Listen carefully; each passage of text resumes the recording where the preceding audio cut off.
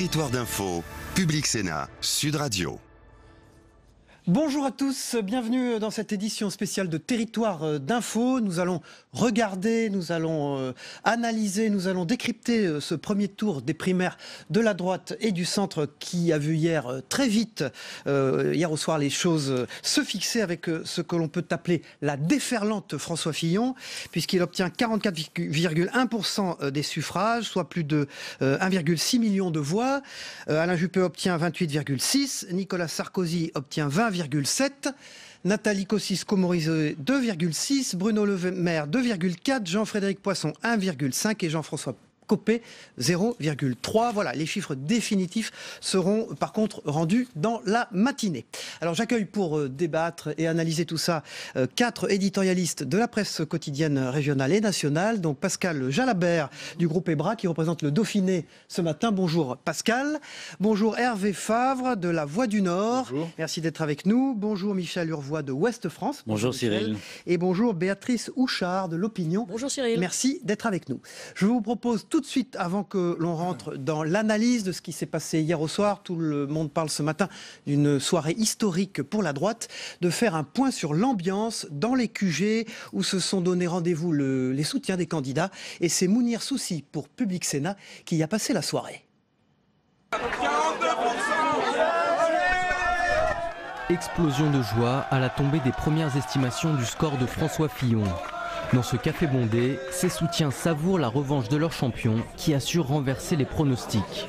On a senti que ça changeait ces 2 dernières semaines, entre les débats, entre, je crois que sa stature d'homme d'État, son côté extrêmement posé. C'est un vote d'adhésion, c'est un vote extrêmement large, avec 4 millions de votants, un scrutin qui s'est bien déroulé.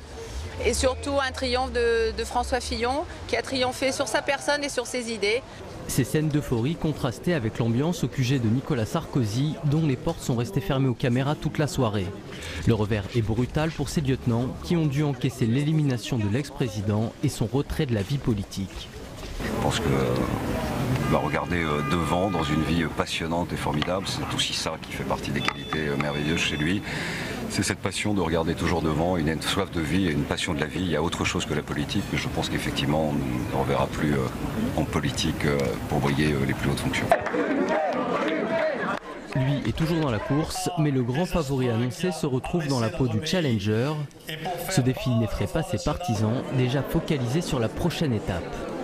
Je suis, comme tous les militants qui ont participé à cette campagne, mobilisé, fier de cette mobilisation, et puis engagé jusqu'à la fin du combat. Il y a un deuxième tour.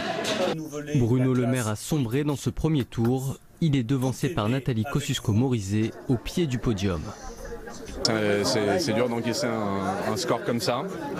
Voilà, François Fillon nous a pris nos voix. Souvenez-vous de ceux qui n'étaient pas en tête de la primaire de la gauche, ce qu'ils sont devenus dans les années qui ont suivi. Il y a là la nouvelle génération. Malgré cette désillusion, les militants gardent espoir et voient cette défaite comme une étape sur le chemin du renouveau. Voilà, édition spéciale de Territoire d'info de Public Sénat de Sud Radio avec la presse quotidienne régionale. Justement, Pascal Jalabert, les résultats hier soir montrent un François Fillon qui écrase la primaire, comme on dit, une métaphore sportive. Alors, tout le monde s'est trompé sur François Fillon ? Tout le monde s'est trompé. Je crois que François Fillon, il a coché toutes les bonnes cases. C'est-à-dire, les électeurs sont venus d'abord élire un président de la République, donc il avait la dimension. Ils sont venus élire un homme de droite, un candidat de droite, c'est la moindre des choses. François Fillon, conservateur sur les questions de société, libéral sur l'économie, ferme sur tout ce qui est immigration, sécurité, incarné parfaitement ce candidat de droite. Et puis il y en a aussi 700, 800 000, on va dire à peu près ce chiffre, qui sont venus mettre 2 € dans la tirelire pour éliminer Nicolas Sarkozy. À partir de ce moment-là, François Fillon remplissait toutes les conditions, et j'ajoute qu'il en remplissait une 4e, c'est que les médias, les sondages nous annonçaient un duel Juppé-Sarkozy, et en ce moment, les électeurs, ils n'ont pas envie de voir les films qu'on leur présente à l'avance. Alors, Michel Urvois, j'allais dire, tout ça est un peu facile, on explique facilement ce matin la victoire écrasante de François Fillon, mais comment on en est arrivé là ? Écoutez, ça fait, je pense, 12 ou 14 mois que, parlant régulièrement et rencontrant régulièrement François Fillon, On écrit dans Ouest France, parce qu'on le connaît un petit peu, il est de l'Ouest, il est de la Sarthe, on pointe l'écart important, troublant, significatif qu'il y avait entre sa cote d'amour au sein de la droite et la traduction en vote. Il avait manifestement une réserve extrêmement importante. Et ce qu'on se disait, ce que je me disais, c'est que le moindre événement dans la campagne peut déclencher cette réserve et provoquer le phénomène auquel on a assisté hier. De là à dire qu'on l'avait anticipé à ce niveau-là, certainement pas. Mais l'autre considération qui était importante, c'est qu'on savait que Nicolas Sarkozy, c'est à peu près 800 000 électeurs.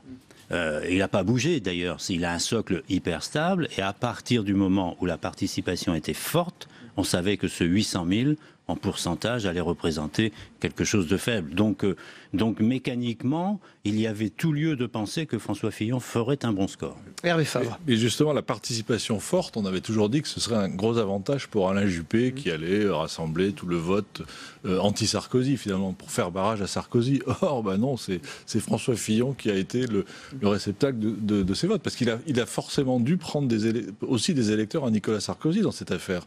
Des gens qui se sont dit, bon, Sarkozy, on l'aime bien, mais là, non, ça le fera pas. On se reporte sur François Fillon parce qu'il rassure, parce qu'il a été bon dans les débats aussi. Les 3 débats ont quand même, je pense, fait bouger les choses. Béatrice Houchard, Sarkozy très loin, au fond. Oui, je peux revenir sur Fillon d'un mot quand même.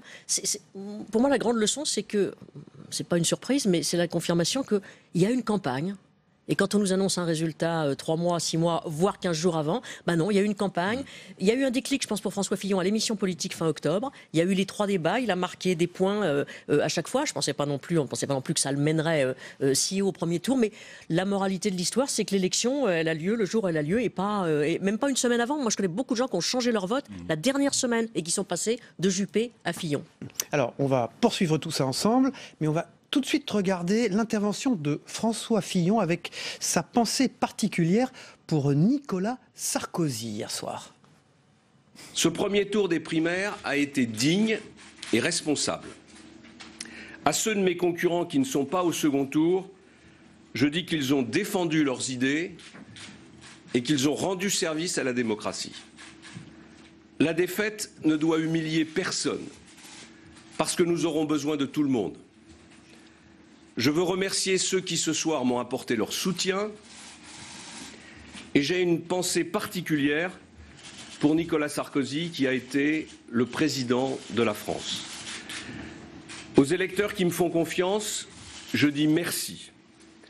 Et j'adresse à tous les autres électeurs un message d'estime et de rassemblement. Ma campagne va encore s'accélérer et s'amplifier. Il me reste 1 semaine pour vous convaincre. À tous les Français, quel que soit leur vote, je dis qu'ensemble, nous allons bâtir une alternance forte pour la France. Béatrice Houchard, la pensée particulière de François Fillon pour Nicolas Sarkozy. Oui, Nicolas Sarkozy, à qui les électeurs ont montré la porte. Ça ressemble un peu à ça, il y a un chiffre qui symbolise bien ça, c'est Neuilly. Son fief quand même, il est 3e à Neuilly. Donc on n'imagine pas que ce sont une déferlante d'électeurs de gauche qui sont venus à Neuilly pour l'empêcher d'être en tête. Donc c'est vraiment, je crois qu'on ne revient pas. Valéry Giscard d'Estaing avait essayé, n'avait pas réussi. Lui, il a tenté un peu plus. Quand on coupe la tête du roi, on coupe la tête du roi et il ne revient pas sur son trône. Je crois que c'était d'ailleurs l'un réussira un jour, mais c'était d'ailleurs l'analyse de François Fillon dès le départ, Hervé Favre, que Nicolas Sarkozy ne reviendrait pas. Oui, et dès le départ, il disait avec une assurance extraordinaire, je serai au 2e tour. Et objectivement, on avait un peu du mal à le croire. Et tous les grands élus de notre région, par exemple, de ma région, se sont plantés. Quand je vois tous les principaux responsables du Nord se sont rangés derrière Nicolas Sarkozy ou Alain Juppé, idem dans le Pas-de-Calais, où Daniel Fasquelle, qui est quand même quelqu'un de très présent aux côtés de Nicolas Sarkozy, a vu ses électeurs, même au Touquet, choisir François Fillon. En fait, François Fillon a été élu, je dirais, par la droite BCBG. C'est un peu une caricature. Mais en revanche, Nicolas Sarkozy a réalisé ses meilleurs scores dans les communes ouvrières, et notamment dans le bassin d'Hénin-Beaumont, par exemple. Pascal Jalabert. Oui, je crois que Nicolas Sarkozy, les électeurs l'ont mis à la retraite d'office à 62 ans, donc c'est ce qui est arrivé. Il y a quand même eu aussi un réflexe. Avec Nicolas Sarkozy, on n'est pas certain de gagner en 2017. Or là, les 4 millions de volonté de l'alternance. Voilà, volonté de l'alternance et les 4 millions de personnes qui sont déplacées, ce qui est un score remarquable, ça fait 12% du premier tour de la présidentielle quand même. C'est-à-dire que le candidat de droite, probablement François Fillon, il va arriver avec 12% dans les bagages. Ce n'est pas rien. Alors, Michel Urvoas, est-ce qu'on peut se tromper encore à nouveau autant? C'est la question que se posent les gens aujourd'hui, dimanche prochain. Moi, je pense qu'on peut toujours se tromper ou se tromper pour faire un mauvais jeu de mots. Non, mais Béatrice le disait, c'est vrai que les sondages se sont trompés quand on regarde sur le court terme. Ils avaient vu la tendance. Ils n'avaient pas vu s'amplifier à ce point-là. Ce qui s'est passé, je pense aussi hier, je crois que les électeurs ont voulu, et c'est ça qui a été perturbant sans doute, ont voulu remercier deux personnes à la fois. Nicolas Sarkozy, qui a complètement sous-estimé l'anti-sarkozysme de droite, et François Hollande aussi, une grande partie de ses électeurs choisissant celui qui était le mieux à même de le combattre. Donc on a un peu deux votes dans le même. Et c'est ce qui explique que François Fillon, ça a été un peu le bolide dans la ligne droite des Hunaudière. Je pense que c'est la conjugaison de ces deux facteurs-là. Et ça change la donne à gauche. Ça change la donne à gauche, parce que là, François Hollande, ça va être compliqué pour lui d'expliquer qu'il est le meilleur candidat. Je crois que Manuel Valls, il doit pas être mécontent du résultat. Il est déjà dans la suite. On va quand même s'arrêter un instant. Oui, ce qui est intéressant dans le choix qui a été fait de François Fillon, c'est qu'il cumule à la fois le côté libéral de la droite en termes économiques et le côté conservateur de la droite en termes sociétal. Donc il est une espèce de synthèse de la droite. Alors on va regarder, si vous voulez bien, la réaction d'Alain Juppé. C'est un Alain Juppé très combatif hier au soir qui a pris la parole à son QG dans le 15e arrondissement. Je continue le combat. On l'écoute. J'ai décidé de continuer le combat.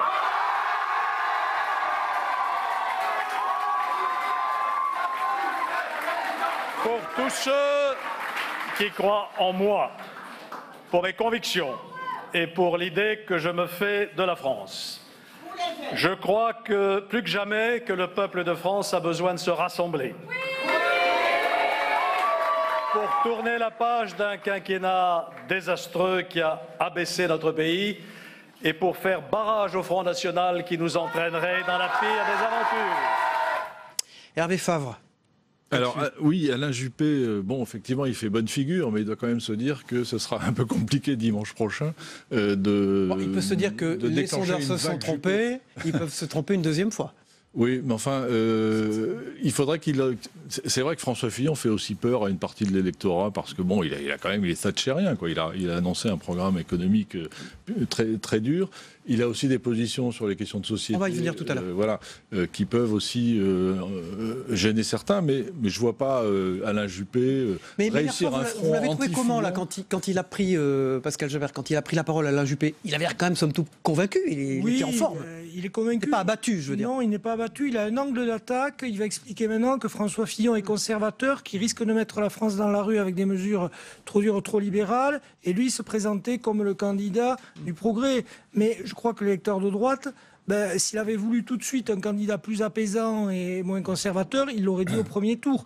Là, encore une fois, je veux dire que je me projette, mais aujourd'hui, la gauche peut un peu rendre service à Alain Juppé parce que là, elle va commencer à taper Fillon dès aujourd'hui, dès demain, sur le thème, attention, il va tout détricoter sur le modèle social, attention, c'est un conservateur qui est contre l'avortement et qui est contre le mariage pour tous. Au secours, la droite revient, Michel Urvoas. Pascal a raison, je crois qu'aujourd'hui, une nouvelle campagne commence. Il y a une différence sensible dans les projets et dans les personnalités, d'ailleurs, et dans les méthodes entre les deux finalistes. Mais en politique, ce qui compte, c'est la dynamique. Donc François Fillon est dans cette dynamique et pour lui, c'est évidemment un atout majeur. Et je ne vois pas comment l'anti-sarkozysme qui a joué au premier tour ne jouera pas au second tour en faveur d'Alain Juppé, puisque Nicolas Sarkozy n'est plus là. Donc je pense que pour Alain Juppé, c'est parti très difficile.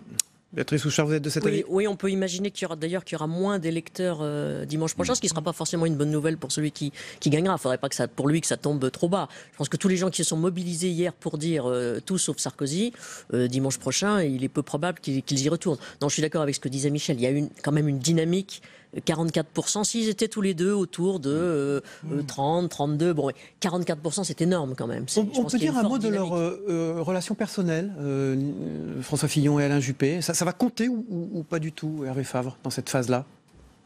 Là, vous me posez une colle. Ils sont bons, ils ont plutôt des bons rapports, oui, je crois. Je pense pas qu'ils soient... Pascal Jabert? Oui, globalement. Il n'y a pas d'antagonisme comme il y aurait eu. Donc ça va se passer sur leur personnalité autant que sur leur programme? Moi, je crois que ça va se passer sur la dynamique. Je suis d'accord aussi avec ce que disait Michel. Et puis, il faut aussi regarder les valeurs absolues. C'est-à-dire, il y a quand même un écart qui dépasse les 600 000 voix. 600 000 voix, il faut aller les chercher. Quand vous avez 4 millions d'électeurs, il y en aura sans doute moins dimanche prochain. C'est quand même très, très compliqué. Et sur le programme économique et social, on ne peut pas dire que Juppé soit plus light que Fillon. Enfin, il a les 500 000 fonctionnaires, quand même. Oui, enfin, entre 500 000 et 500 000. Non, mais le libéralisme de François Fillon est plus affirmé, je pense, que celui de Thatcherien. Oui. En fait, François Fillon, il va pointer quoi? Les demi-mesures d'Alain Juppé. Et Alain Juppé, il va pointer la droitisation de François Fillon. C'est ça ce qui va se passer je pense dans cette semaine-là. Oui. Il faut regarder au débat notamment. Il faut regarder les soutiens des uns et des autres. Hein, mais les contribuables associés, par exemple, soutiennent François Fillon. Donc on voit bien le côté libéral qui va être mis en avant. On a aussi sur le plan sociétal les mouvements sens commun, etc., qui soutiennent François Fillon. Donc rien qu'avec ces deux soutiens-là, on a déjà un peu la carte politique que va jouer... Et ceux-là vont voter. Béatrice Houchard, le programme de François Fillon est irréaliste pour Alain Juppé. Il l'est ou pas irréaliste? Ça, j'en sais rien. Je ne suis pas dans les pronostics. Ce que va jouer Fillon, c'est de dire Juppé ne va pas assez loin. Est-ce qu'il faut vraiment, un espèce d'électrochoc? Est-ce qu'il y a un risque avec le programme de François Fillon? Il est réaliste dans sa cohérence. Parce sur le plan économique, on a toujours dit que c'était celui qui avait on l'a dit toujours tout au long de la campagne, qui avait le plus travaillé, qui avait le programme le plus élaboré. Mais après, la question, c'est la faisabilité politique. Donc c'est la majorité qu'il aura ou qu'il n'aura pas. Est-ce qu'il aura des frondeurs ou pas au Parlement? Parce que s'il n'y a pas de... Faire soigner les investitures pour les législatives. Vous voulez dire, l'étape d'après, c'est les... Et voilà. Il y a la réaction de la rue aussi. Et la réaction de la rue. Quand on voit comment se passe ce qu'on a vu pour la réforme El Khomri, par exemple, on peut se demander... Oui, mais elle arrive en fin de quinquennat, la réforme El Khomri. Alors, attention, il peut avoir... Juppé aura du mal à donner des leçons sur mettre des gens dans la rue, parce qu'il avait très bien réussi ça en 95. Oui, mais la gauche peut le faire après. Voilà. Alors, la question, c'est est-ce que les sarkozystes vont se reporter en masse sur François Fillon? Hier au soir, Nicolas Sarkozy a tout de suite soutenu François Fillon, en tout cas dit qu'il allait voter pour lui à titre personnel, et il laissait entendre également qu'il allait quitter la politique. On l'écoute. François Fillon me paraît avoir le mieux compris les défis qui se présentent à la France. Je voterai donc pour lui au second tour de la primaire. Quel que soit le verdict du second tour, celui qui sera choisi pourra compter sur mon soutien personnel. Voilà, on a coupé ce sonore-là et après, ensuite, il indique qu'il quittera éventuellement la politique. Alors, la question, c'est les sarkozystes, ceux qui ont voté en masse pour Nicolas Sarkozy hier, vers qui vont-ils se reporter? Vers qui vont-ils aller, Michel Ourvois, à votre avis? Je pense que très majoritairement, ils iront vers François Fillon, en raison de la proximité. Cohérence politique, là. Cohérence politique, et puis aussi positionnement politique. Et sur le plan personnel, on a bien vu pendant la campagne qu'il y avait beaucoup moins de détestation personnelle, d'agressivité dans le débat entre Nicolas Sarkozy et François Fillon qu'entre Nicolas Sarkozy et Alain Juppé. Donc je pense que le clivage entre sarkozystes et juppéistes, il est beaucoup plus profond. Je pense que c'est François Fillon qui a quand même porté le coup le plus dur à Nicolas Sarkozy avec sa déclaration. Est-ce qu'on imagine le général de Gaulle mis en examen? Moi, j'ai rien vu de... Nicolas Sarkozy avait parlé. Nicolas Sarkozy avait parlé de François Fillon comme d'un collaborateur. Et un collaborateur, il y a quand même des vieux souvenirs qui remontent, oui. J'ajoute un élément qui n'est pas seulement politicien et que j'ai entendu par-ci par-là dans les meetings et hier encore dans les bureaux de vote. Le côté François Bayrou. Je crois que quand même, notamment l'électorat de Nicolas Sarkozy, ne pardonnera jamais. Et Alain Juppé, il est un peu lesté d'un boulet là avec François Bayrou. Oui, je crois qu'il y a beaucoup de militants, enfin de sarkozystes purs et durs, qui disaient, quand Juppé surfait en tête des sondages, disaient on n'ira jamais coller des affiches pour Alain Juppé si c'est lui le candidat. Alors il l'aurait sans doute fait, parce que la politique est ainsi faite, mais pour eux, aller voter Juppé, il y en aura évidemment, mais massivement, ils voteront pour François Fillon. Michel Urvoas. Oui, je confirme que ce qui était confirmé. Oui, c'est comme ça. Alors, il ne faut pas se fier aux réseaux sociaux, hein, mais enfin, ça donne aussi quand même un peu la température. Tendance. Et ce qu'on lit ce matin, enfin, moi, je vois des militants sarkozystes qui disent c'est fini, je quitte les Républicains. Donc, je ne soutiendrai pas Fillon à la présidentielle, et on peut se demander où ils iront, ceux-là. Oui, est-ce qu'ils vont voter pour Marine Le Pen? Ah oui. Est-ce que c'est vrai, ce coup-ci, j'allais dire, que Nicolas Sarkozy va quitter la politique? Est-ce que la sincérité exprimée hier au soir est quelque chose, ou est-ce qu'un homme politique, au fond, n'est jamais mort? Michel Urvoas, je vous vois faire... non, mais on voit qu'il a la même sincérité tous les 5 ans, donc effectivement, on peut douter, mais cette fois-ci, enfin, il est quand même... Enfin, c'est l'humiliation totale, quand même. C'est la famille qui le met dehors. Donc, il a été battu par François Hollande, il voulait absolument sa revanche contre François Hollande, il en est privé, il est battu au sein de sa propre famille, dans le cadre d'une primaire qu'il a lui-même voulu, il est battu, enfin voulu accepter, organiser, et qu'il a essayé d'organiser d'ailleurs un peu en sa faveur, et voilà, il est même battu chez lui, je pense que là, la claque est terrible. Donc, et il n'est plus, pour des raisons statutaires, président des Républicains. C'est Laurent Wauquiez, il faut le rappeler, qui est président par intérim. Laurent Wauquiez, et donc maintenant, politiquement, enfin en termes de fonction, il n'a plus rien. Alors si vous voulez bien, avant qu'on reprenne Hervé Favre, c'est vous juste derrière, on va écouter Nicolas Sarkozy, qui laissait donc entendre hier au soir qu'il allait quitter la vie politique. On l'écoute. Il est donc temps maintenant pour moi d'aborder une vie avec plus de passion privée et moins de passion publique. Bonne chance à la France. Bonne chance à vous, mes chers compatriotes. Soyez certains que français je suis, français je reste, et que tout ce qui de près ou de loin touche à la France me touchera toujours personnellement. Je suis comme ça. On ne change pas. La droite a donné une bonne image. J'ai été heureux de participer à ce combat. Au revoir à tous. Hervé Favre, vous y croyez ?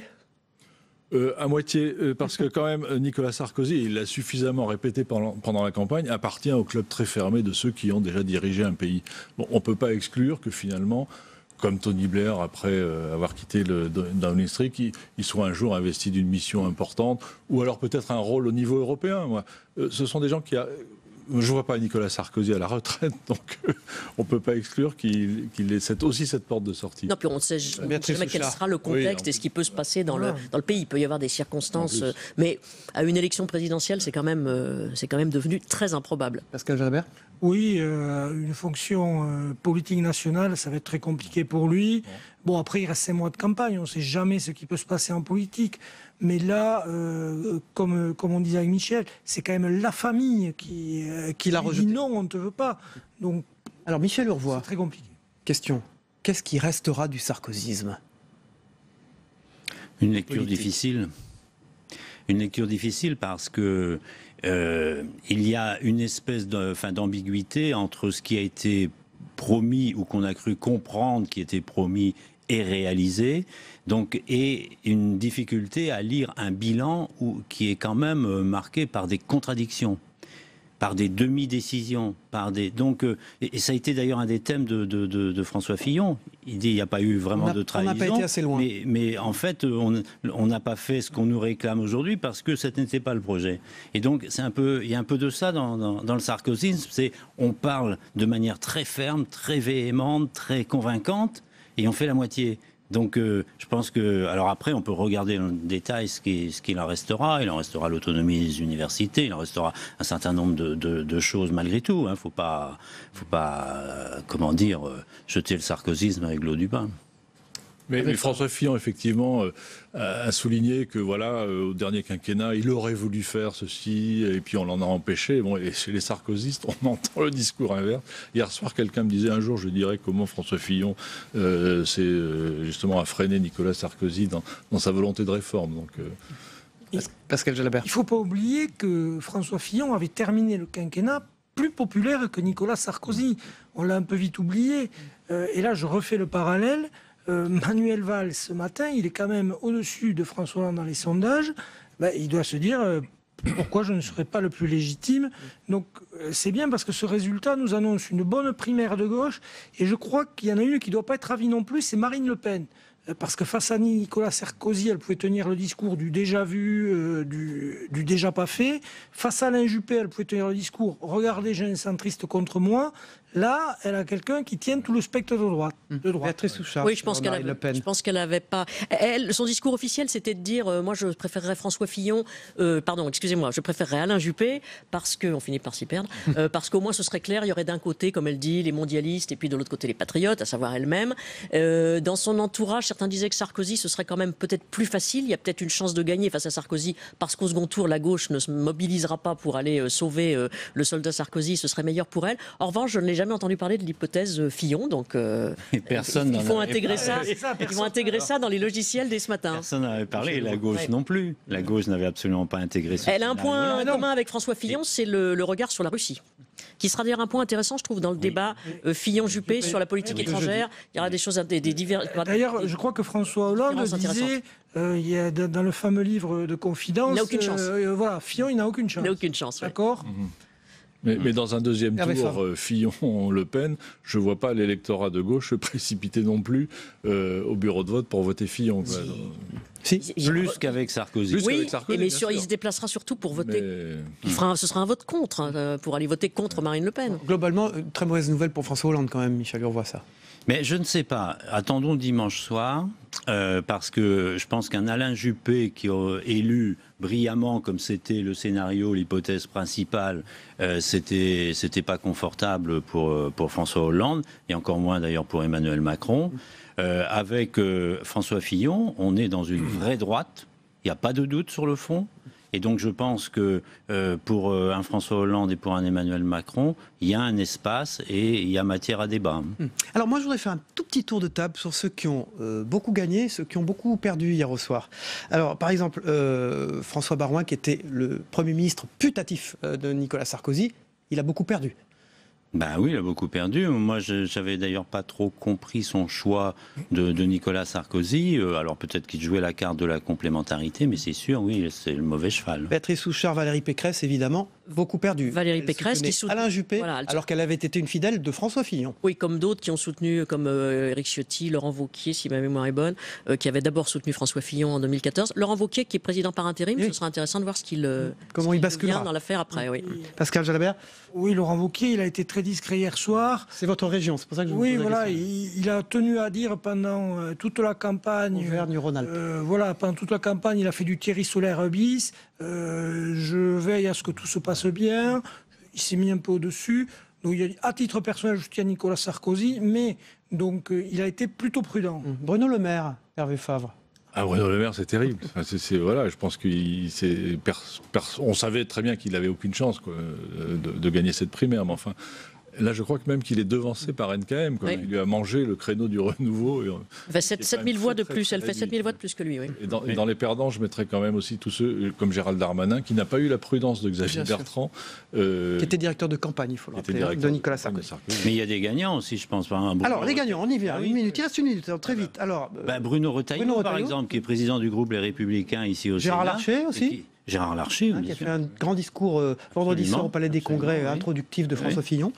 Et qui est un des rares à avoir annoncé très tôt, non pas la vague Fillon, mais un très bon score de François Fillon. Il faut quand même lui rendre ça. Voilà, oui, il y a des gagnants qui sont des élus qui ont été constamment et constants derrière François Fillon. Ils étaient derrière lui en 2012, ils étaient derrière lui en 2014, et ils sont restés jusqu'au bout. Je pense à Chartier, je pense à ces dames-là qu'on a vues à la télévision hier soir. Enfin, c'est la constance. Allez, il nous reste 30 secondes. On regarde, Hervé Favre, la une de La Voix du Nord avec vous. Hein, c'est parti. La surprise Fillon. Oui. Bon. Bah oui, c'est évidente. Effectivement, ensuite, le Dauphiné. Ensuite, Pascal Jalabert. C'est le triomphe de Fillon, toujours sur fond bleu. Surprise, doute et chute. Ouest France, c'est parti, Michel Urvoas. Fillon, distance Juppé, Sarkozy éliminé. Carte rebattue. Et enfin, l'opinion, Béatrice Souchard, le raz-de-marée Fillon avec un dessin. Un dessin où François Fillon propose à Sarkozy d'être son collaborateur. Merci. Pascal Jalabert du groupe EBRA qui représentait le Dauphiné. Merci Hervé Favre de La Voix du Nord. Merci Michel Urvois de Ouest France. Et merci Béatrice Souchard de L'Opinion. On va regarder quand même tous ensemble le premier zapping politique des matinales d'info Yves Olcou ce matin. On le regarde ensemble.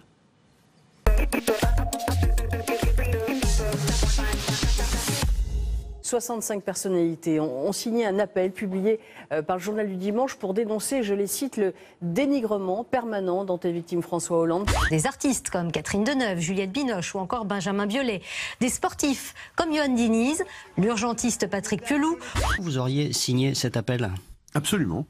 Je trouve que cet appel, je ne sais pas qui en est l'initiateur, mais en tout cas, il est bienvenu. Je le dis à mes amis, et notamment à François Fillon, aucune économie moderne n'a un taux de TVA à 22%. Le général de Gaulle avait été interrogé sur ce concept de primaire. Je le dis en toute amitié à François Fillon, on ne supprimera pas 500 000 à 600 000 emplois de fonctionnaires dans les 5 ans qui viennent. Il avait même été très cruel, il avait dit la primaire ça consiste en réalité à choisir en gros le plus inodore, incolore et sans saveur. Cette critique signe son impuissance et justifie ma candidature. Premier des 3 favoris à voter François Fillon dans la frénésie médiatique. Il ne va pas ressortir, monsieur Fillon, il n'y a qu'une porte. Attendez. Je suis au milieu de mes Bordelais, donc je me sens. Je me sens bien, il y a beaucoup de monde, tout le monde est patient, on fait la queue, il fait beau. Lui ne va pas faire la queue. L'ancien chef de l'État se présente directement devant les assesseurs. Il a du mérite parce que ce monsieur est là depuis au moins une demi-heure, il attend. Il y avait beaucoup de monde. Voilà. Description, monsieur Fillon. J'attends, aujourd'hui on attend. Vous êtes confiant ? Je suis toujours confiant. Enfin, c'est les électeurs qui décident. Ce sont les chiffres officiels de la haute autorité de cette primaire. François Fillon est donc le grand gagnant du soir, 44,1%. Nicolas Sarkozy a été la cible de tout le monde. En plus, il avait cette spécificité d'avoir été ancien président de la République. Très dur pour lui. Oui, on est sanctionné de faire toujours les mêmes promesses et de ne pas les tenir quand on est au pouvoir. Et ça finit par se voir. De toute façon, on l'avait dit et ça s'est vu manifestement. Je voterai pour François Fillon au second tour de la primaire. En fonction des réponses qui me seront apportées par Alain Juppé et par François Fillon, eh bien, je déciderai du soutien à apporter ou pas à tel ou tel. J'ai beaucoup d'estime pour Alain Juppé. Mais les choix politiques de François Fillon me sont plus proches. Au deuxième tour, je soutiendrai Alain Juppé pour défendre mes idées. J'ai décidé de continuer le combat. Je n'ai aucune amertume, je n'ai aucune tristesse et je souhaite le meilleur pour mon pays, pour vous mes chers compatriotes et pour celui qui ira conduire ce pays que j'aime tant. J'ai une pensée particulière pour Nicolas Sarkozy qui a été le président de la France. La droite a donné une bonne image. J'ai été heureux de participer à ce combat. Au revoir à tous.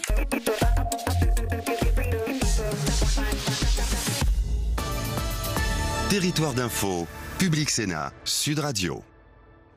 Voilà, la matinale continue. Bonjour Gérard Longuet, Bonjour. merci d'être avec nous. Vous êtes ancien ministre, bien sûr, soutien de François Fillon de la première heure. Et pour vous interroger aujourd'hui à mes côtés, c'est Gilles Leclerc pour Public Sénat et Christophe Bordet, le rédacteur en chef de Sud Radio. Bonjour Christophe et bonjour Gilles. Alors, Gérard Longuet, c'est la déferlante Fillon, c'est le titre de la presse. Je suis très impressionné. 44,1%. C'est un événement invraisemblable. Voilà. Alors, et pour ma part extrêmement joyeux, très prometteur, mais totalement imprévisible dans cette proportion. Alors ça va être quand même plus facile pour vous de soutenir François Fillon maintenant qu'il y a quelques mois. Ça m'était facile parce que ça va vous paraître idiot, mais je fais de la politique par conviction. Et François a des convictions que je partage totalement. Mais c'est plus agréable de défendre des convictions quand elles sont écoutées et entendues. Une énorme cristallisation au fond du vote de droite sur François Fillon. Comment vous expliquez cette cristallisation, je dirais, dans les tout derniers jours? Parce que les chiffres montrent que 30% de l'électorat s'est prononcé. Je crois que pour la première fois, non, je crois qu'il y a un effet primaire qu'on n'a pas imaginé. C'était de donner, allez, pardonnez-moi la formule, au peuple de droite, entre guillemets, qui a des convictions, mais qui ne s'est jamais senti représenté par les appareils, la possibilité de s'exprimer directement. Et ces Français ont des convictions assez affichées. Ils sont pour la famille, ils croient à l'entreprise, ils pensent que le travail c'est mieux que l'assistanat. Et ils l'ont dit très librement, sur Fillon qui le disait comme il le pense. Je donne la parole à Christophe Bordet dans une minute, mais je donne une information qui vient de tomber. Laurent Wauquiez votera pour François Fillon à titre personnel, même s'il ne donne pas de consigne de vote. Rachida Dati vient également de faire la même déclaration. Laurent Wauquiez est le président par intérim des Républicains, bien sûr. D'ailleurs, on sent que c'est la déferlante du côté des sarkozystes qui, petit à petit, tous viennent dire « je voterai pour François Fillon ». C'est une justice, parce que François a été loyal au président Sarkozy de 2007 à 2012, et à aucun moment il n'a manqué... Mais il était considéré par Sarkozy comme un bon numéro 2.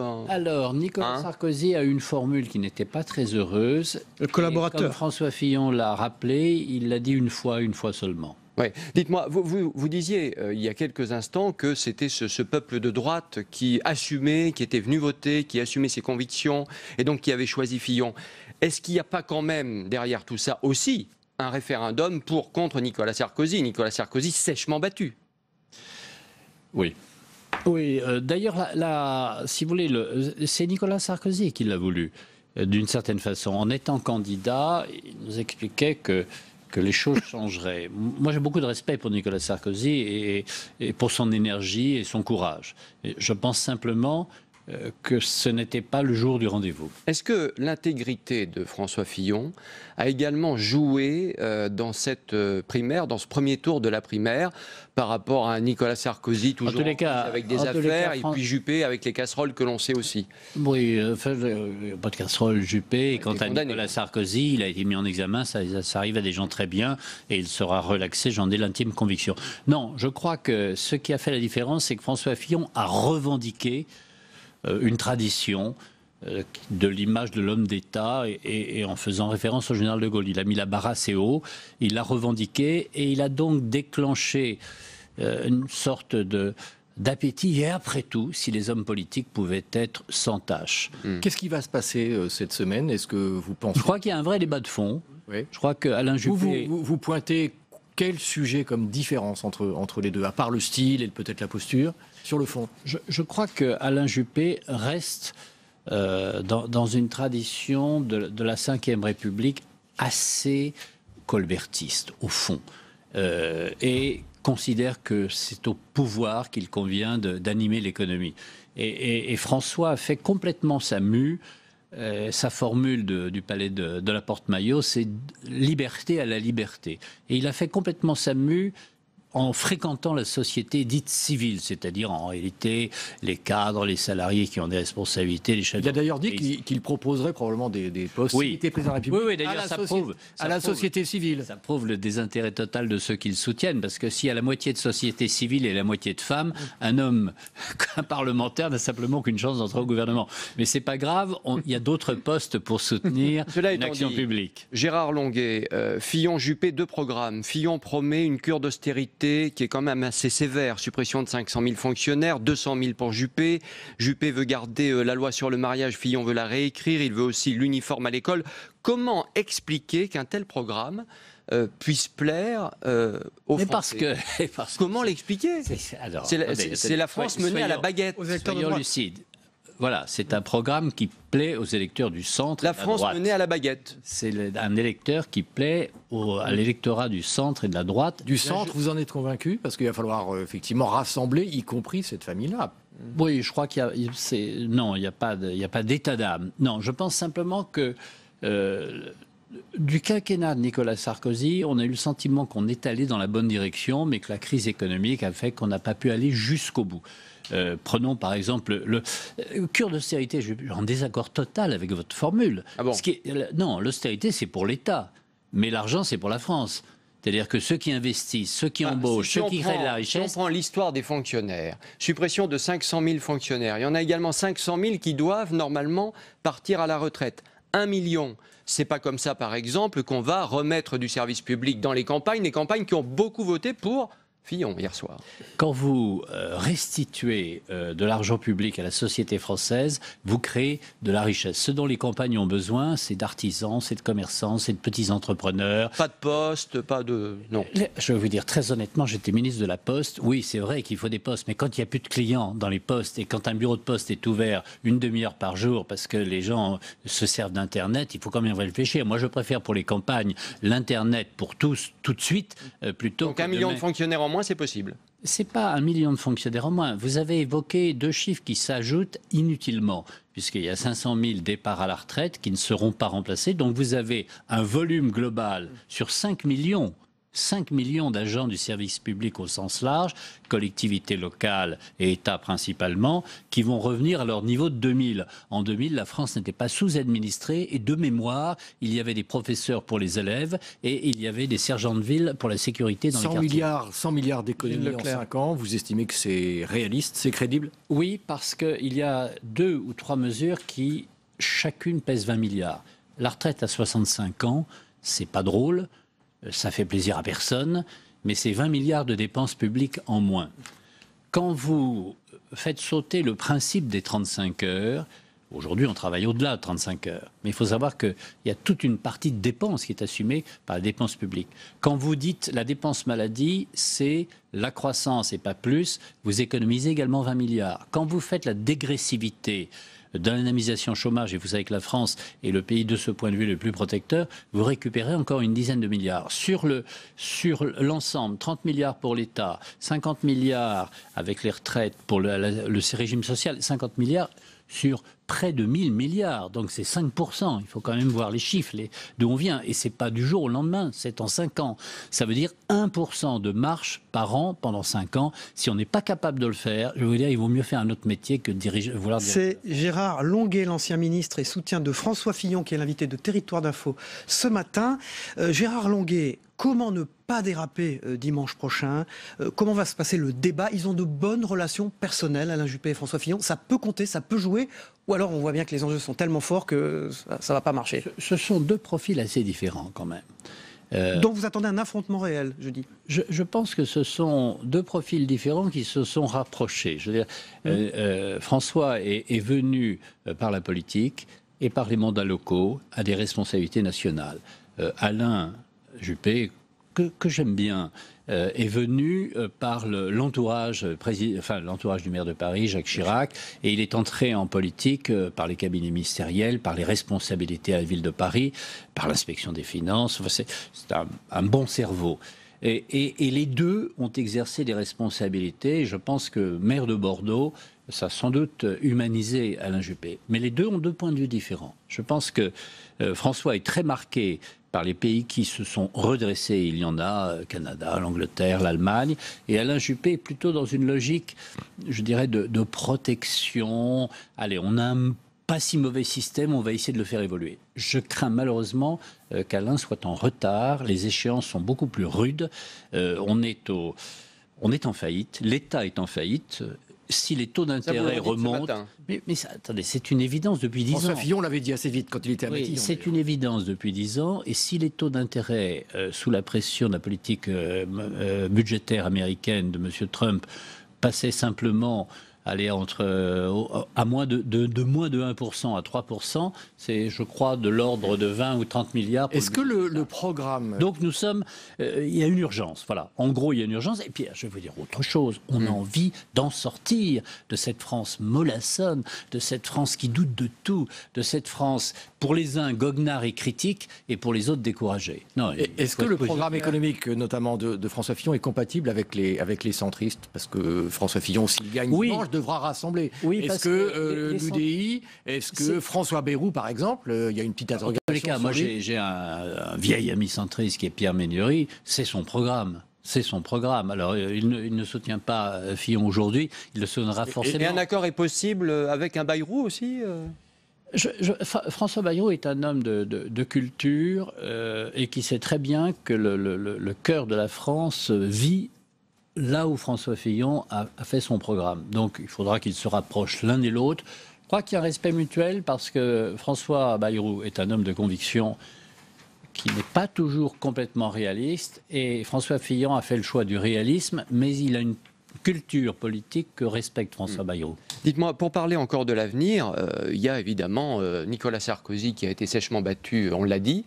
Vous lui conseillez quoi ce matin? La retraite anticipée? Il faut qu'il quitte la tête du parti Les Républicains? Vous lui conseillez quoi? Je note pas, j'ai trop de respect pour Nicolas Sarkozy pour lui donner quelques conseils que ce soit. Est-ce que les fillonistes vont demander la tête du parti? Est-ce que les fillonistes vont demander la tête du parti?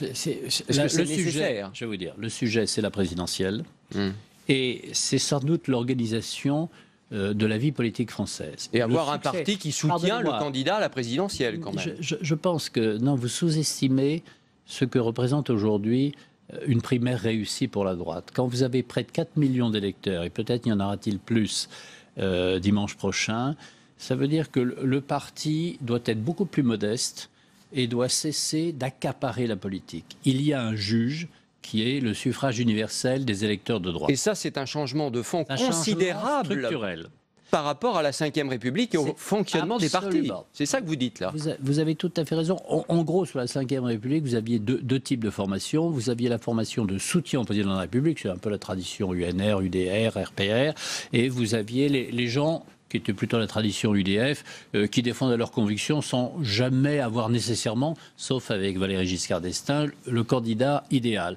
Eh bien, aujourd'hui, on va sans doute, je le pense, mais j'anticipe, on va avoir des gens qui vont s'engager sur le terrain des idées, en sachant que le choix présidentiel sera arbitré désormais par la primaire et pas par l'appareil. Vous dites désormais par la primaire, pardon de vous interrompre, mais imaginons François Fillon président demain. Il n'a pas dit qu'il ferait un seul mandat. Peut-être, et il espérera en faire 2. Vous imaginez une primaire en 2022 avec un François Fillon président? Une fois que vous avez ouvert le suffrage universel, quoi que vous en pensiez, c'est pas dans les statuts, ça ne se referme pas. Ça ne se referme pas. Et donc, à partir du moment où l'arbitrage se fait au suffrage universel, les partis vont cesser de cadenasser l'élection présidentielle et donc vont être obligés de faire deux métiers différents. 1, trouver des bons candidats, et c'est pas si facile. 2, défendre des idées, et c'est indispensable. Gérard Longuet, l'ancien ministre de la Défense, c'est à lui que je m'adresse maintenant. 6 arrestations, 2 attentats déjoués ces dernières heures. François Fillon a fait évidemment beaucoup campagne sur l'emploi, la situation économique. Est-ce qu'il va parler du problème de la sécurité qui Totalement, parce qu'il a également publié cet été un livre sur le terrorisme islamique, et c'est quelqu'un qui considère qu'il faut libérer, en France comme dans le monde, l'islam de cette minorité terroriste. Vous le conseillez sur ces questions-là? Il va être en pointe dans ce deuxième débat. De défense, il a été président de la commission et spécialiste de ces questions.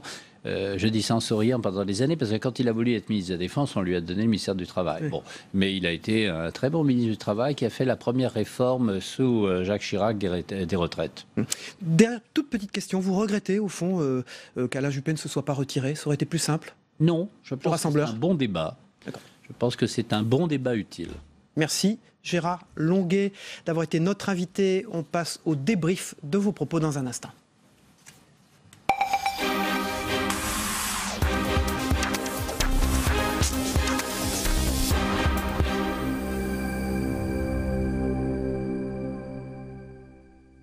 Voilà, alors que Gérard Longuet quitte le plateau de Territoire d'Info, on passe donc au débrief de ses propos et à l'analyse de ce qui s'est passé hier au soir avec Béatrice Houchard de l'Opinion. Bonjour Béatrice, merci d'être avec nous dans la deuxième partie de cette matinale. Et bonjour Pascal Jalabert, pour ceux qui nous rejoignent. Ils vous ont vu également, ceux qui étaient avec nous dans la première partie. Vous êtes évidemment représentant du Dauphiné, des journaux du groupe EBRA. Alors, on passe tout de suite à ce que vient de dire Gérard Longuet. D'abord, que ça va être un peu plus facile maintenant de soutenir François Fillon que ça n'a été, puisqu'il a été un des soutiens de la première heure de François Fillon, Béatrice Houchard. Oui, avec beaucoup de sénateurs d'ailleurs. Depuis d'ailleurs l'élection à la présidence de l'UMP en 2014, les sénateurs étaient massivement favorables à François Fillon. Les députés beaucoup moins, mais là, je suis sûr que dans la journée, les députés vont tous devenir des fillonistes ardents. 44,1%. C'est une déferlante Fillon, Pascal Jalabert, ce matin. C'est un raz-de-marée, je crois qu'on peut le dire comme ça. C'était pas attendu, on avait bien senti la remontée, mais pas à ce niveau-là. encore une fois, François Fillon, c'est celui qui incarnait le plus la droite et qui parlait le plus aux électeurs de droite. Il ne faut pas oublier que c'est quand même la primaire de la droite et du centre. Et là, François Fillon avait le profil qu'il fallait. Comment expliquer la cristallisation de ces derniers jours, Béatrice Houchard ? Une très bonne fin de campagne de François Fillon. En tout cas, une bonne campagne qui s'est vue. Je pense qu'il a fait une bonne campagne tout le temps. C'est-à-dire ça, on le disait, hein, on n'avait pas vu sa progression, effectivement, mais on savait qu'il avait sur le programme vraiment travaillé très sérieusement depuis longtemps, qu'il avait le programme le plus abouti, le plus cohérent. Et puis, il a fait une très bonne émission politique fin octobre sur France 2. Il a été bon dans les débats, où il a à la fois montré du calme et de l'autorité. Quand il prend le pouvoir sur le plateau lors du dernier débat en disant, bon, allez, nous, on va parler... Vous avez des journalistes d'ailleurs. Oui, mais je pense que pour les gens qui regardent l'émission à ce moment-là, je pense qu'il marque un point. On dit tiens, François Fillon est capable de faire ça, de dire bon allez stop, maintenant vos histoires ça va, c'est moi qui décide. C'est pas forcément l'image que l'opinion a de lui. Et puis sans concession sur les sujets de société, quitte à paraître aux yeux de certains entre guillemets réac, d'assumer totalement ses oppositions, notamment à la GPA, à l'adoption par des couples homosexuels, etc. Pascal Jalabert. Oui, François Fillon, on l'a déjà dit, conservateur sur les questions de société, libéral sur l'économie, plutôt autoritaire sur les questions de sécurité et d'immigration. Donc tout le profil du vrai candidat de droite, ça peut devenir intéressant face à un candidat de gauche, parce que déjà, avec Alain Juppé, on va voir une vraie opposition de personnalité et de ligne. Et quand il sera face à un candidat de gauche, si la gauche se débrouille bien, on peut vraiment avoir un vrai match droite-gauche et ça va un peu embêter Marine Le Pen. Donc du coup, on risque d'avoir une présidentielle très clivante, très animée. Ça relance. Pascal Jalabert. Oui, et qui ne sera pas polluée, là encore avec plein de guillemets, par le passif de Nicolas Sarkozy, voilà, par le fait par le passif de Nicolas Savary, ni par François Bayrou qui a mais vous avez fait voter Hollande, etc. Donc ça va être vraiment un vrai clivage. Alors restons sur Gérard Longuet qui était notre invité et pour l'instant sur les résultats de cette primaire, de ce premier tour des primaires. Alors, il ne regrette pas qu'Alain Juppé ne se soit pas retiré. C'est curieux, ça aurait été un formidable mouvement pour François Fillon. Il veut le débat, Gérard Longuet. Oui, en même temps, ça aurait été étrange de dire on arrête en cours de route. Non, il y a un vainqueur clair. Non, il y a un vainqueur qui fait 44%. On n'a jamais élu le président de la République au premier tour. Mais c'est plié ou c'est pas plié, Béatrice Houchard? C'est jamais plié tant que les gens l'ont pas voté. Sur le papier, évidemment, 44%, la dynamique est telle qu'on voit mal comment François Fillon serait battu dimanche. Mais il risque de se dire des choses dans ce débat de jeudi soir. Moi, je pense que ça va être un débat très intéressant. Mais il risque de se dire des choses justement difficiles qui affecteront la suite. Mais tant mieux. Il ne faut pas qu'ils soient lisses. S'ils sont d'accord sur tout, bon, ça va pas être bon faire une primaire s'ils sont d'accord pour tout. Voilà, ça va démobiliser. Donc, il y a des sujets. Il y a la Russie, on n'en a pas parlé tout à l'heure, mais qui est quand même un vrai clivage entre les deux. Sur Bachar el-Assad, ils ne sont pas d'accord non plus. Donc, ça fait un sujet. Non, je pense que ça peut être un débat sérieux, intéressant et fructueux. Vous avez entendu Gérard Longuet sur ce plateau tout à l'heure, en fait, pointer deux différences de monde. Le monde d'Alain Juppé et le monde de François Fillon, ça vous a frappé? Oui, l'inspecteur des Finances, alors que François Fillon était attaché parlementaire d'un député de la Sarthe, Joël Le Teul. Et puis la 5e République comme référence pour Alain Juppé, et au fond la modernité du dialogue avec la société civile pour François Fillon. Oui, alors sans oublier que François Fillon, il vient quand même du séguinisme. Oui, c'est ce qu'a pointé Gérard Longuet. C'est drôle, d'ailleurs on a l'impression d'avoir enfin un duel Juppé-Séguin, sauf que Philippe Séguin n'est plus là, et que depuis sa disparition, François Fillon est devenu libéral, ce que n'était pas Philippe Séguin. Mais la tradition de la 5e République, François Fillon l'incarne totalement. Pascal Jalabert. Oui, ce sont deux candidats très 5e République. Après, Alain Juppé... Deux anciens premiers ministres. Alain Juppé, il reste quand même la créature de Jacques Chirac. Alors Jacques Chirac est très populaire, les Français l'aiment bien maintenant, mais je ne suis pas sûr qu'ils aient envie qu'on revienne au mode de gouvernement et de gouvernement. Oui, il y a quand même assez longtemps qu'il s'est détaché d'être la créature de Jacques Chirac. Oui, mais pour aller dans votre sens, j'ai quand même noté que François Fillon avait été ministre d'Alain Juppé, Premier ministre, et Alain Juppé a été ministre de François Fillon, Premier ministre. Donc on est quand même dans le même monde, malgré ce que dit Gérard Longuet. Ça doit être... Ah non, c'est pas inédit, ça doit être le cas aussi pour Ayrault et Valls, où chacun a été le ministre de l'autre. À gauche. À gauche et sous la même présidence. Un petit mot de ceux dont on ne parle plus, alors plus du tout depuis hier soir, ce sont les autres candidats. Donc Nathalie Kosciusko-Morizet à 2,6, Bruno Le Maire à 2,4, Jean-Frédéric Poisson à 1,5 et Jean-François Copé à 0,3. disparu, Maître Souchard. Il y a eu c'est la loi du Bruno Le Maire. Je dirais qu'il y a deux explications. Il suffit pas de dire le renouveau, c'est Bruno pour voilà. Il suffit pas de dire il faut mettre des têtes nouvelles. Même si tout le monde dit toujours c'est toujours les mêmes, on voudrait des nouveaux. Mais quand il y a des nouveaux, si le message ne passe pas, ça ne suffit pas. Et puis dans les derniers jours, il a pâti, je pense, du vote utile. Les gens se sont dit il faut aller voter pour un des trois susceptibles de gagner. Nathalie Kosciusko-Morizet s'en sort pas si mal. Elle termine d'ailleurs devant Bruno Le Maire. Elle a plutôt montré une petite musique différente pendant la campagne. Et puis Jean-François Copé sombre comme prévu. Et alors on a appris au cours de cette matinale le soutien à titre personnel de Laurent Wauquiez à François Fillon, Rachida Dati aussi pour François Fillon. Pascal Jalbert, ça en dit long de la guerre qui va se dérouler pour la tête du parti aussi. Là, Laurent Wauquiez est président par intérim. Oui, Béatrice Souchard. Oui, il va essayer de le garder. Je crois que maintenant son objectif à Wauquiez, c'est garder le parti. D'ailleurs, il pourra ou pas? Il a été prudent pendant la campagne, il pourra, tout dépendra un peu de François Fillon. Si François Fillon a envie de lui donner les clés, s'il arrive à démontrer à François Fillon... C'est important pour une campagne présidentielle, un parti. Et puis il y a aussi derrière, ce qui est très important, toutes les investitures. Un certain nombre d'investitures ont été données, mais les plus compliquées, il reste les plus difficiles. Il reste les plus difficiles, c'est-à-dire là où il y a des cas litigieux. Et puis... il va quand même falloir éviter, au moins François Fillon, d'avoir des frondeurs, de potentiels frondeurs dans une assemblée. Essayer d'avoir une majorité cohérente pendant 5 ans pour présider et gouverner. Vous avez entendu ce qu'a dit Gérard Longuet à la fin, qu'au fond, il fallait être assez désintéressé pour soutenir François Fillon, parce qu'il y aurait, selon François Fillon, peu de ministres, une quinzaine, et certains appartiendraient à la société civile, à d'autres mondes qu'à la politique, au fond, et que il y aura peut-être pas beaucoup de place pour les politiques, Béatrice Souchard. Des femmes et la société civile. Il y aura bien quelques hommes et femmes politiques. Ce sera intéressant de voir, parce que la société civile, on n'a pas toujours vu des grandes réussites. Ce sera intéressant de voir comment qui il va chercher et comment il essaie de renouveler. C'est un leitmotiv. On y a droit à chaque fois et ça marche pas toujours. Les gouvernements formés 6 mois à l'avance, vous savez, il faut quand même se méfier. Il reste 2 tours d'une vraie élection à discuter. Il peut se passer beaucoup de choses. On n'y est pas encore. Donc voilà, là, un épisode a eu lieu. En effet, il est majeur, mais encore 5 mois devant nous, avec une campagne qui s'annonce animée. Pascal Jalabert du groupe EBRA qui représentait le Dauphiné sur ce plateau. Merci Béatrice Houchard de l'Opinion. On regarde ensemble le Zap Élysée de Christophe Combarieux, le premier zapping politique des matinales d'infos qu'on regarde ensemble.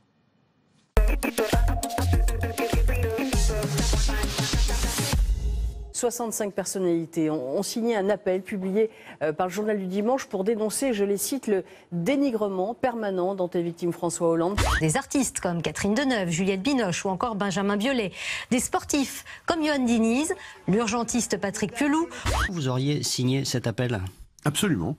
Je trouve que cet appel, je ne sais pas qui en est l'initiateur, mais en tout cas, il est bienvenu. Je le dis à mes amis, et notamment à François Fillon, aucune économie moderne n'a un taux de TVA à 22%. Le général de Gaulle avait été interrogé sur ce concept de primaire.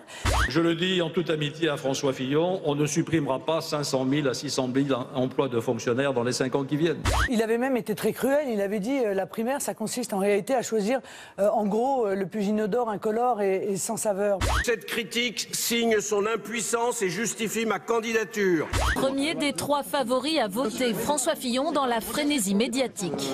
Il ne va pas ressortir, monsieur Fillon, il n'y a qu'une porte. Attendez. Je suis au milieu de mes Bordelais, donc je me sens. Je me sens bien, il y a beaucoup de monde, tout le monde est patient, on fait la queue, il fait beau.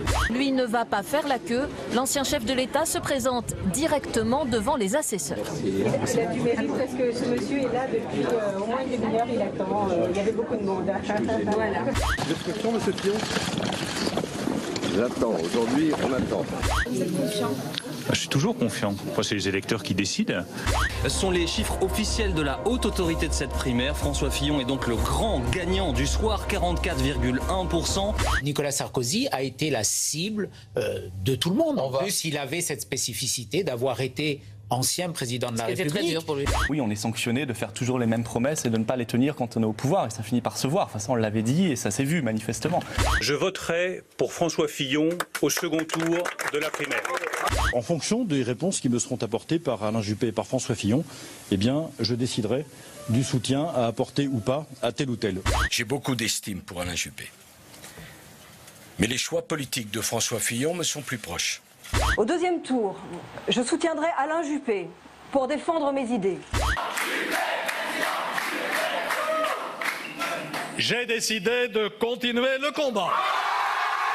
Je n'ai aucune amertume, je n'ai aucune tristesse et je souhaite le meilleur pour mon pays, pour vous mes chers compatriotes et pour celui qui aura à conduire ce pays que j'aime tant.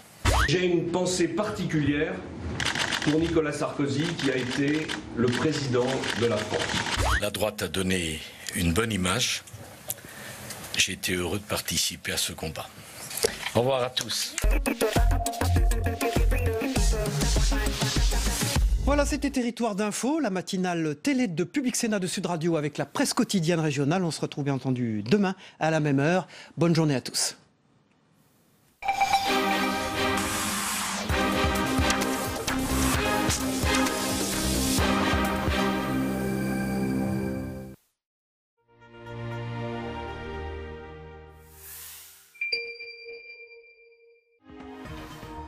En immersion au cœur de l'Assemblée nationale. Pour mieux comprendre ce qui se joue dans l'hémicycle, les élus débattent dans Questions d'actualité.